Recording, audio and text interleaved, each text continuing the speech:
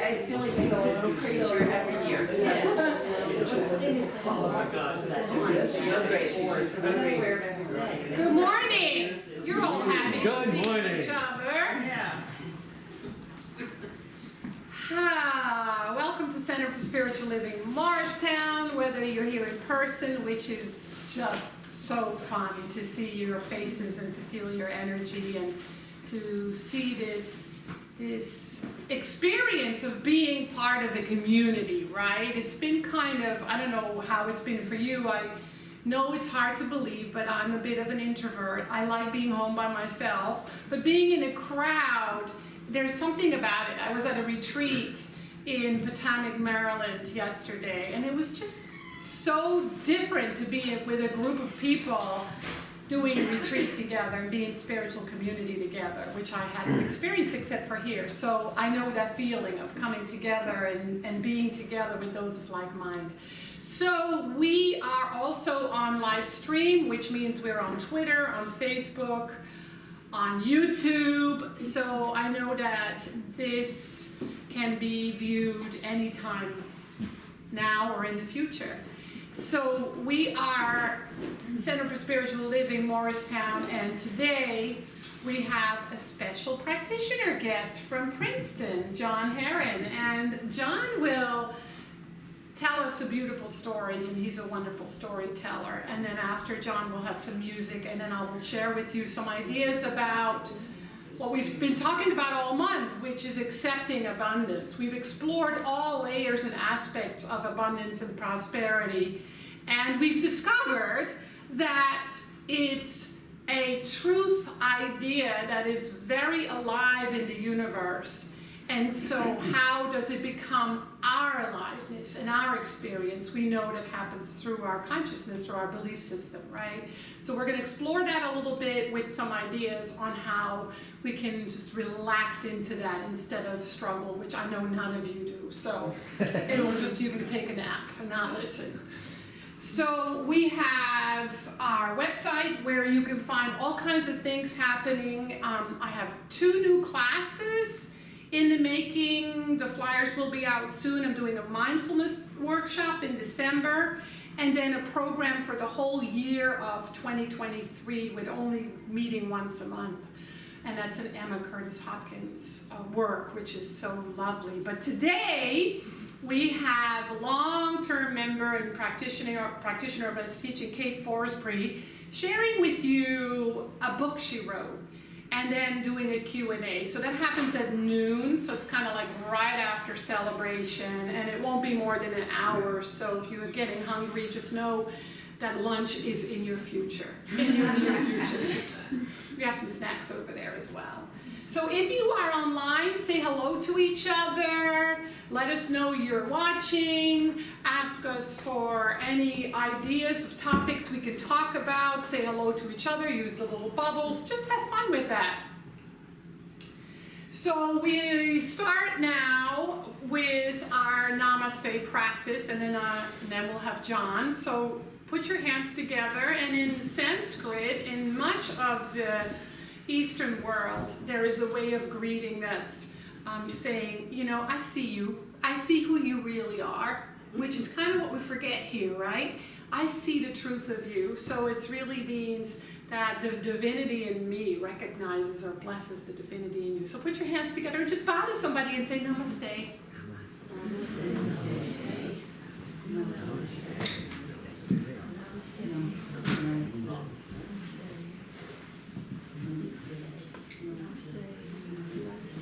So now we have John, who will tell you a wonderful story, but first bless us with an opening treatment.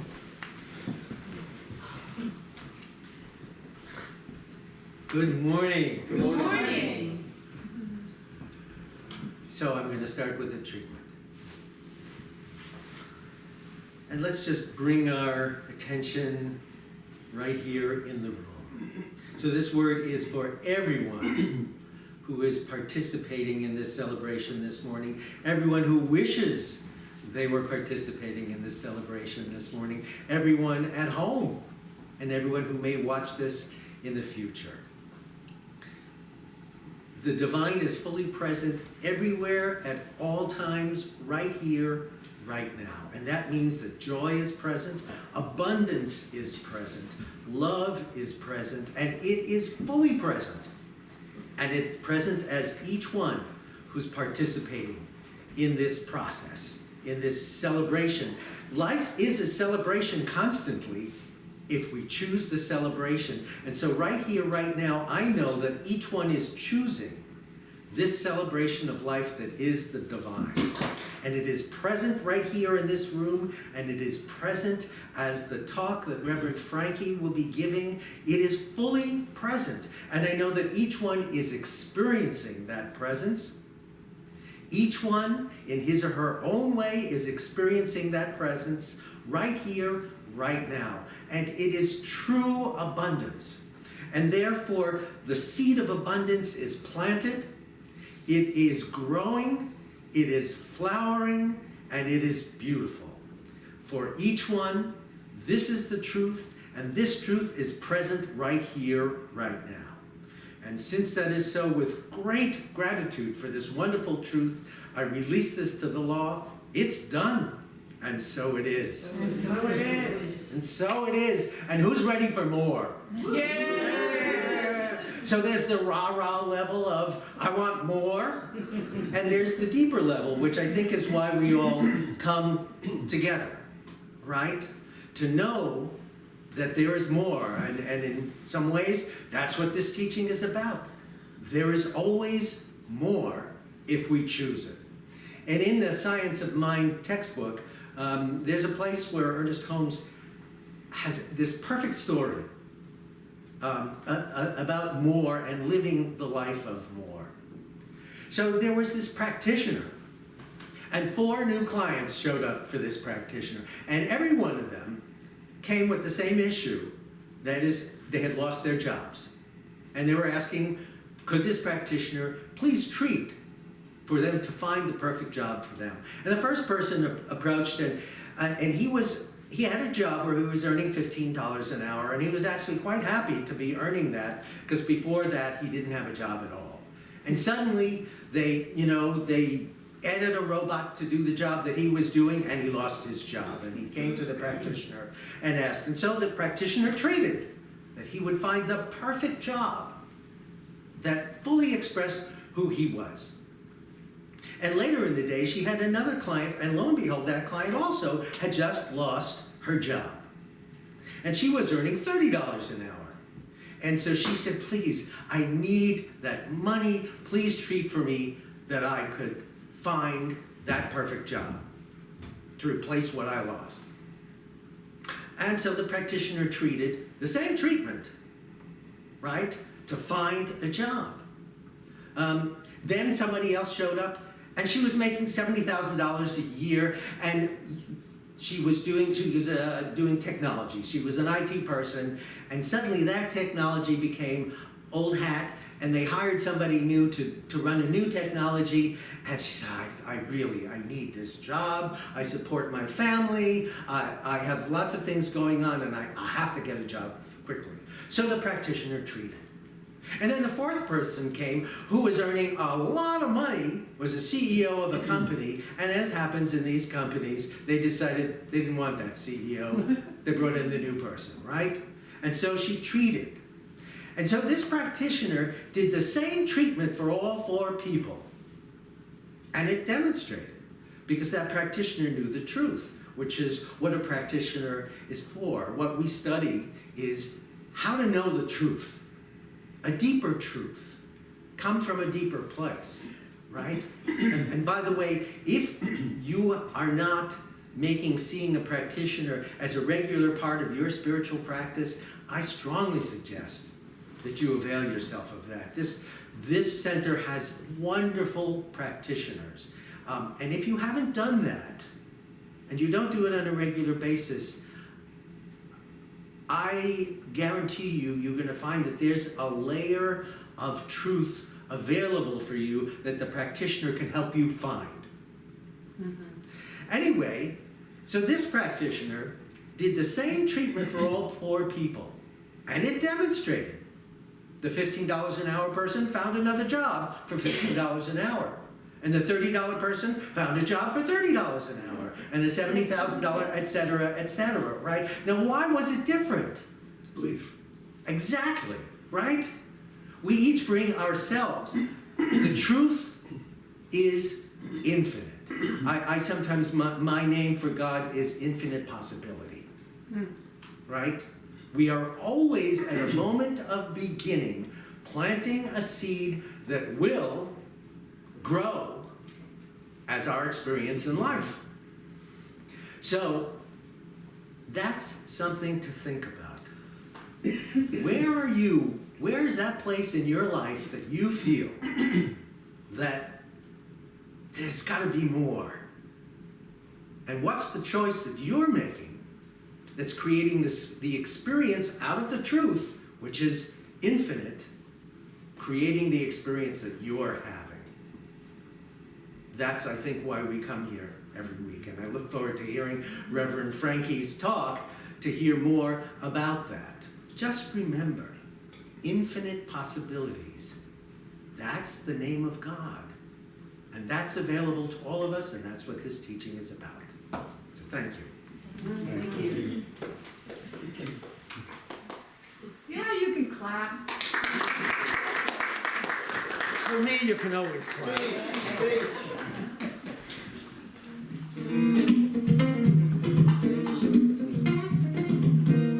This is a call and response, so sing along if you like. What do I want? Yeah. What do I desire? What will bring me to my highest good? What do I want? What do I desire? What will bring me to my highest good? Prosperity, prosperity, I claim it, I claim it.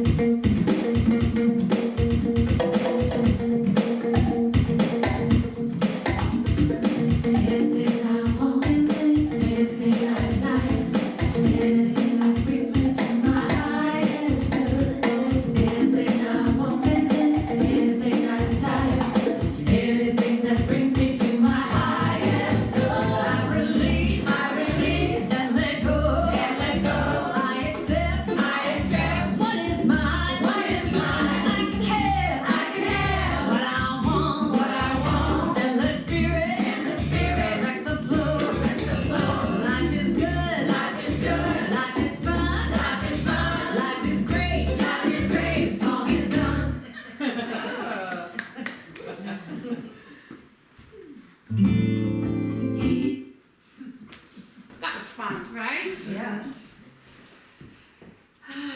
So, thank you so much, John. And John is going to be available to do our little treatment express, which is like 2 seconds, no, 1 minute, maybe, to do treatment for anyone today. And if we flow into 12 o'clock when Kate will do her presentation, he'll meet you in our office, okay?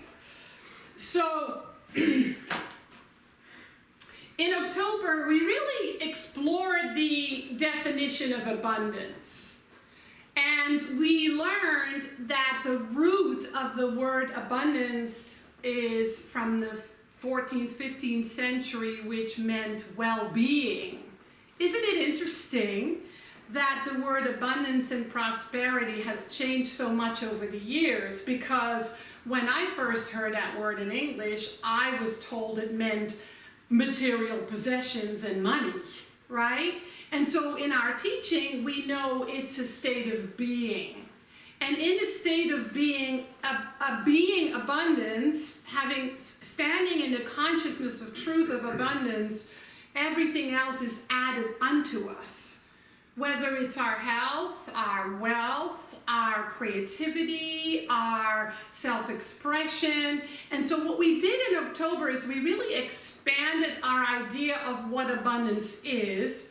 We remember to claim it as our natural state, as our inheritance, as our birthright.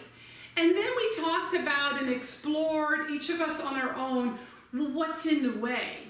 If that's my true nature, what's in the way? What do I believe is in the way? And so the whole idea was that we discovered that there are so many layers and aspects to it, and many of them are not even conscious.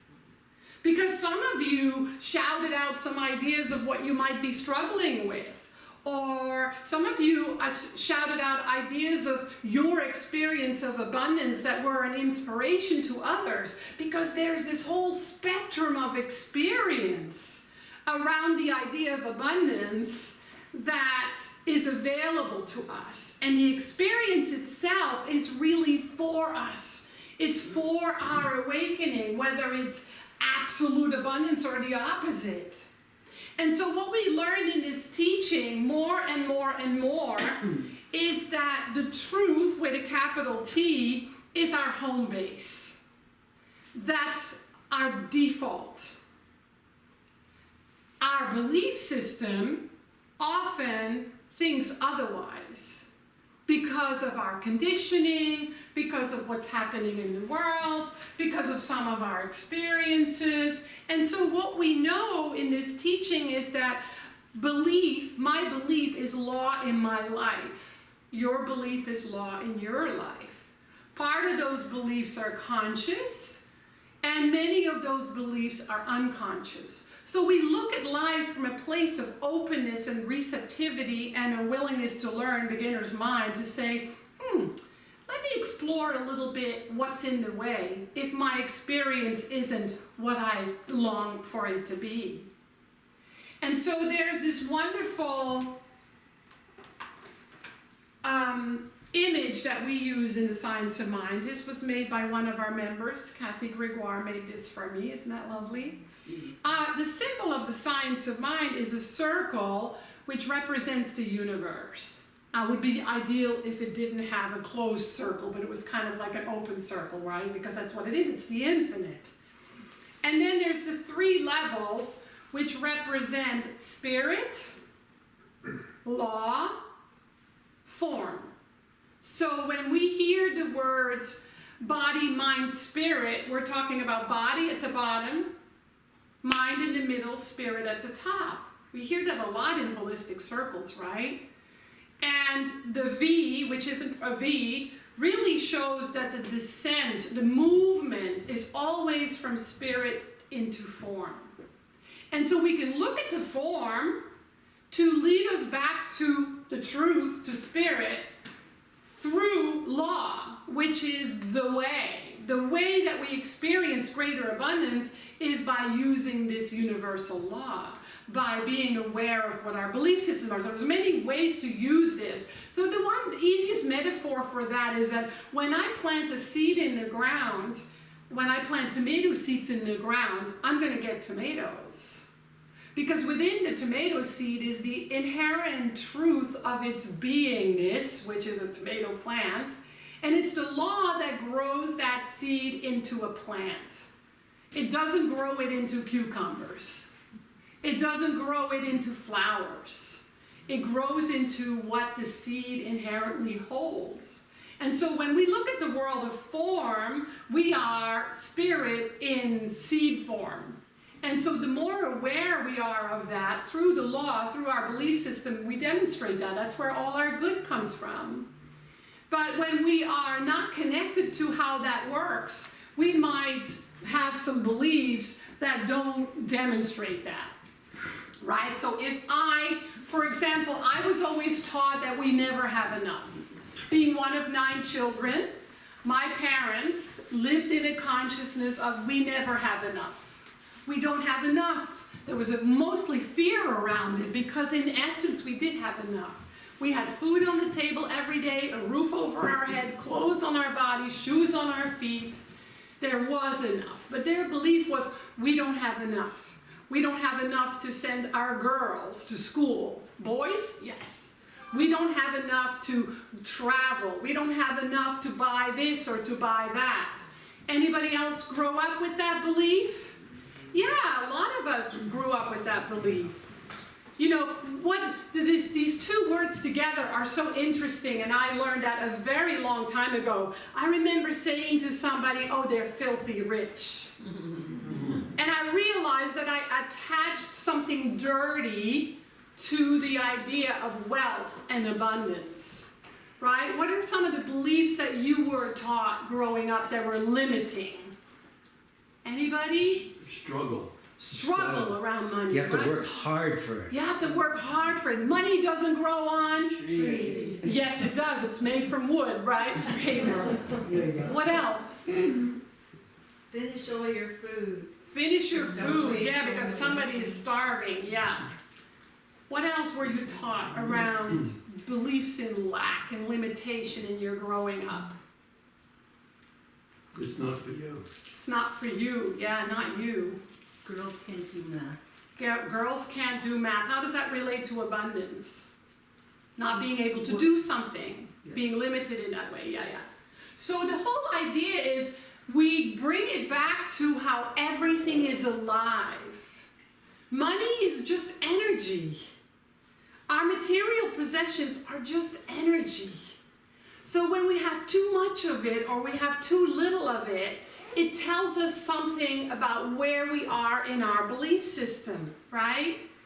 There's a wonderful podcast, I shared this with Eileen, and it's called Everything is Alive. I highly recommend it if you listen to podcasts, and it's so hilarious because it makes things become alive. One episode is about a sock, and the sock speaks what it's like to be a sock. The one I listened to yesterday on my very long drive home was a $10 bill. And it was just so funny. But if you listen to the podcast and you begin to listen how things are alive and things speak, we can learn a lot, right? So what if your money or your material possessions could speak? Let's start with money. What if your money could speak? What would it say about you? Limitation. Limited. Yeah, what would it say? What would it actually say? Spend me. Spend me! Woohoo! I am so much fun! I have enough to buy whatever I want. Woohoo! I'm here to provide enjoyment and prosperity for I'm you. here to provide enjoyment and prosperity. Yes. What are some of the limiting things your money would say? Be careful. Be careful. There might not be enough. There might not be enough. Save. Save, because you never know. You're going to have a rainy day. It's not permanent. It's not permanent. Inflation. Inflation. Yes, but what would it say if it could speak? Save me. Save me. Yeah, well, that's an interesting one, right? And so then there's these whole beliefs around how being poor is saintly, Oh, right? disgusting. Yeah. But you still believe it. Yeah, well, you know why. Unconsciously, right. Unconsciously, you and I that were raised in some traditional religions, we were taught that, right? It's saintly to be poor. And that's why you hear nuns having to make a vow of poverty. A priest, I don't think, have to. So isn't it interesting, though, that people think that Jesus was poor? He actually wasn't poor. He lived in a house. Yes, he was born in humble beginnings. But he had a bookkeeper because he had a business. And he had, when he was born, the Magi came and brought gold, frankincense, and myrrh. That was like wealth. I mean, I didn't get those presents when I was born. Silver, maybe. And so when we explore that a little bit more, I only learned yesterday that the Buddha was very wealthy as well. Most of you know that story because he decided to become an ascetic and to go out into the world with nothing and see what it was like. And he discovered a lot of suffering. I also discovered that Muhammad was wealthy. He was a wealthy trader and he married a very rich widow. Lao Tzu and Chan Tzu, they were both respected government officials and they had salaries. And then there's Abraham, Jacob, Joseph, and Moses, who were all well off. But for some reason, we learned something about how poverty is more spiritual. And so all of us get to kind of say, what is it that I believe? If it's celebratory, celebrate and be grateful. If it isn't, take a look. Take a deeper look. And instead of being afraid of taking a deeper look, get curious, get excited. Because these are opportunities to break free of some limited belief which cause unnecessary suffering and transform them by stepping back into your natural state, into your home base, into your inherent birthright, inherent truth, and live from that. So now we can start saying, what would abundance say? What would more good in my life say? What would it say if I were totally comfortable with money and I always had enough? What does it have to teach me? Can it become my teacher in how to open my mind, my heart, my body, my soul to a greater experience so that I cannot just experience abundance of good, but abundance of health, abundance of creativity, abundance of joy, abundance of love, abundance of creative self-expression, right? Raymond Charles Barker, one of our earlier teachers, said, you are a spiritual pioneer. We are all spiritual pioneers. We're looking at this teaching saying, how has it made me? How can it make me? What can be more abundant in all of its layers and levels and ways? And as we listen, it will tell us what wants to be let go of, what wants to be dissolved. That's not where the sentence ended. It says, you're a spiritual pioneer for those who have not yet found this path. You and I are spiritual pioneers for those who have not yet found this path. Doesn't anybody ever ask you, why are you so happy, peaceful, joy-filled, grateful? And then you can share that there is a belief that you have that you can move from suffering to celebration, from struggle to joy, from limited conditioning to being free of that conditioning. All of us are really called to demonstrate this teaching in ways that allow us to become happier and healthier and filled with more joy, filled with more light.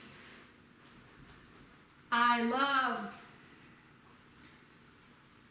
the Science Mind magazine this month. And I have next month's for those of you that want to purchase it. It just came in yesterday. What was it? Yesterday. It said basically all we have to do is to learn to get rid of our fears and doubts. To remove all confusion and bewilderment until at last we arrive, either through intuition or through the due process of logical thinking, at the place where we can start out with the simple proposition that I am one with God, the infinite creative intelligence, and I'm no longer conditioned or controlled by any external situation whatsoever. How often do we say, I am this way because of this or that, and this or that is limited, or old, and no longer true, right? This is where we start, he says. This is the point of departure from being influenced by conditions to influencing conditions. Isn't that great? Moving from being influenced by conditions to influencing conditions. Instead of being in the backseat of a runaway driverless car with endless hazards ahead, we now find ourselves in the driver's seat, calm, cool, and deliberate. And with the knowledge of where we want to go and how we're going to get there, we proceed carefully to guide and direct our way along the highway of life. Isn't that great? That was written a long time ago in A New Design for Living. So we are called to grow and called to celebrate. We have this tendency when we struggle in life to beat up on ourselves. What's wrong with my consciousness? What's wrong with my beliefs? And the more we focus on what's wrong, the more that becomes our experience. So we look for what's right with a capital R, what's true, what's the absolute truth. And we use it to embody a greater idea. It's not just for us. It's for all of humanity. People like us, we're needed in the world right now with a more expanded point of view, knowing that anything can change, anything can heal.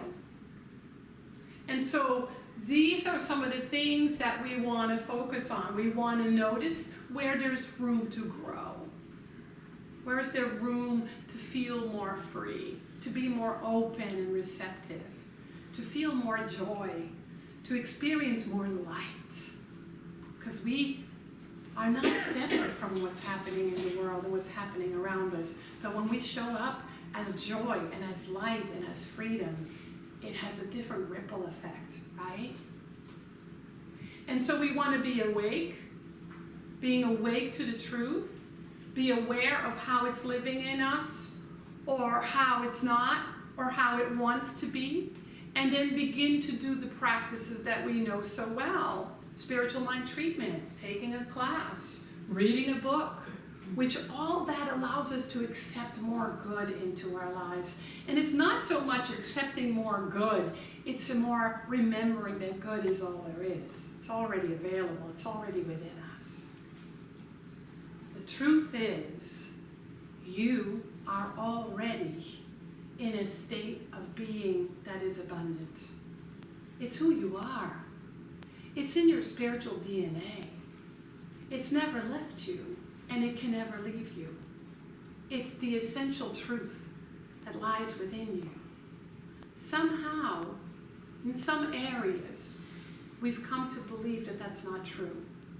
In those areas, we get to dissolve and we get to heal. In some areas, we have grown, right? I mean, when I came into this teaching, I was almost homeless. And now I'm not. I have a car to drive, a roof over my head. I get to wear fun clothes. I get to go on a retreat, right? And so, am I wealthy? Well, compared to some, no. But compared to others, yes. But do I feel it? Yes. I know that my paycheck is not my source of good. It's not my source of income. I know Spirit within me is my source of good, and it shows me avenues to be more open and receptive and accepting and welcoming to the greater good. And that's true of you as well. I'm sure that if we would sit in a circle and I would ask you, how have you become more abundant? That many of you would have answers. I have a better job, I make more money, I have a more wonderful home, I have more friends, I have more health, I feel better about myself, I'm aware that my consciousness is amazing and I can create all that, right? And so we return to the truth, we return to the natural state of who and what we are, and we notice what's in the way, without fear, without judgment, without shame. And we know that it can be transformed. It requires a willingness to be still and to look with honesty and openness. And we play with it, because it's really fun. We celebrate all of life instead of cursing any of it. And we practice gratitude. This is a book I'm reading this year, 365 Days of Richer Living by Ernest Holmes and Raymond Charles Barker. It's not on the bookshelf. And if you're here for the first time, by the way, you get a free book. So go grab a book back there. We'll turn the light on for you. But this was yesterday as well. Go figure, 2 readings that were awesome. He says, prosperity is the result of a mental atmosphere of faith and order induced within us through right thinking.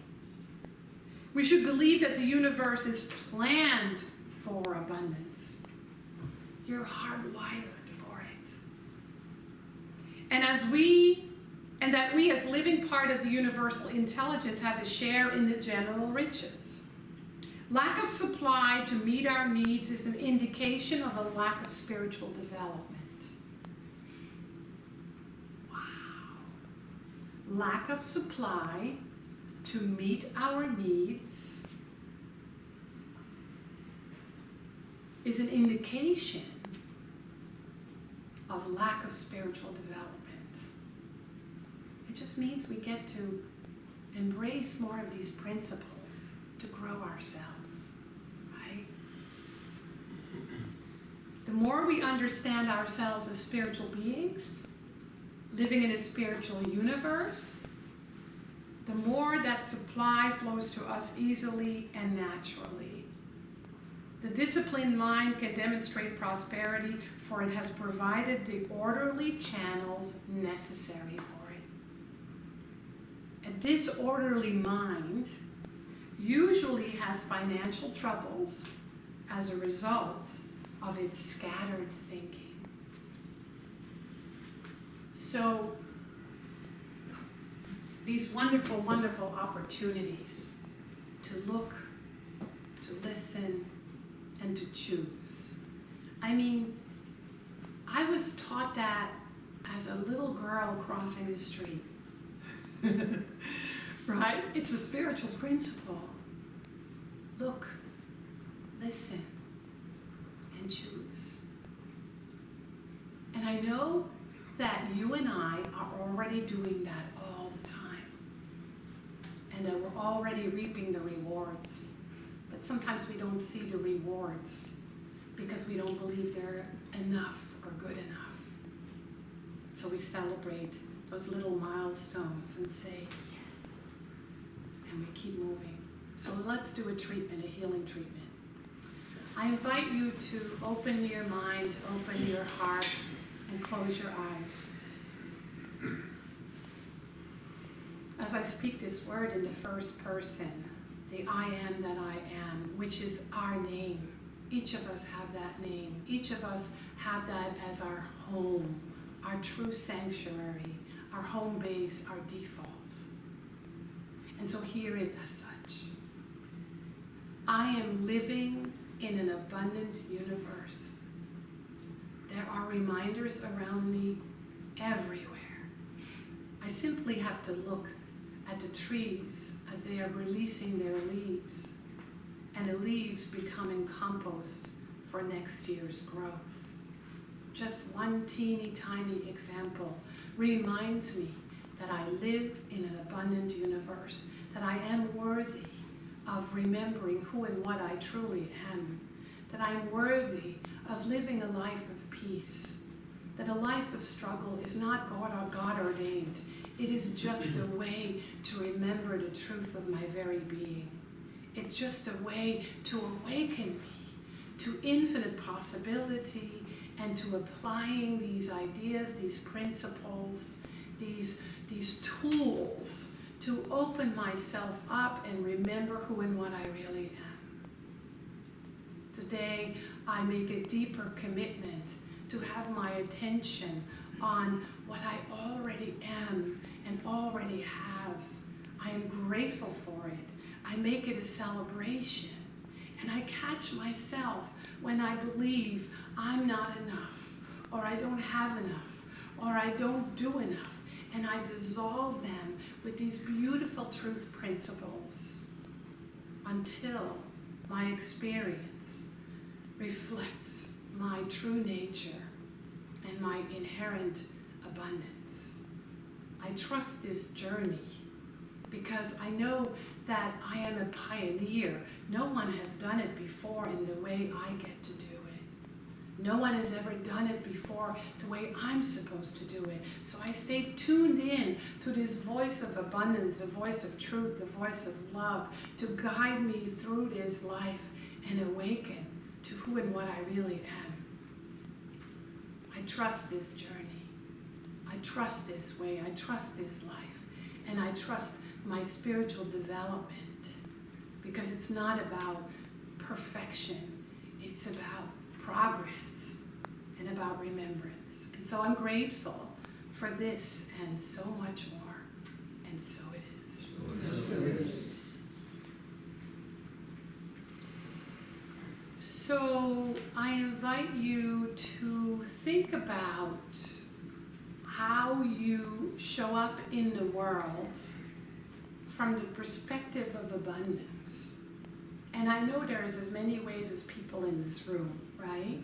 So how do you show up as somebody who understands this teaching and knows that your abundance is inherent? What are some of the things that you do? Kindness to people. Kindness, simple kindness. Sharing. Sharing, Service. service, Listening. listening, Smile. smiling, Helping people unexpectedly. helping people unexpectedly. Yeah, so we are already doing it all day long, right? Without maybe even realizing it. And so today I want you to celebrate yourself for how you show up in the world as a generous spirit. And one of the ways that you can do that is making sure that this center stays alive and well, way beyond us being here. And so one of the ways is through service, volunteer work. Some of you are amazing at that, even when I'm not here. Right? Some of you give and you financially support the center. You can do that many ways on the website. There's a basket over there. You can text to give, which is my personal favorite. And then there's supporting when there are programs. Like today, Kate is here with her amazing book that reflects her amazing life and her journey of powerful healing around the topic of addiction. So you can stay for that and listen and support her, but listen to her story as an inspiration for a story of your own. So you're invited to be part of that. Also a little reminder that Kat is doing another sound bath meditation, which is so lovely. The flyer is over there. That's going to happen Sunday, November 20th from 12:45 to 2. We put the chairs aside, we put mats out and blankets, and all you have to do is lie down, I never know that, and just melt while she brings sound to us as a healing methodology. So that's going to be really fun. It's a really good idea to sign up on Breeze. And what else am I supposed to tell you? I think that's it, right? Oh, I want to tell you one more thing. Yesterday at the retreat, we were given these cards. There's a bowl of cards over there that you can pick any time. You know, there's never any coincidence. You always get exactly what you need. So this card said, I trust a universal spirit of love to provide for me abundantly. Right?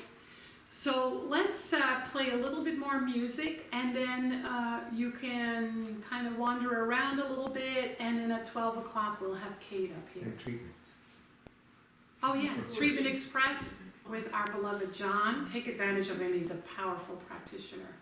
And so let's listen to the music, and you're welcome to sing along. We've played this before.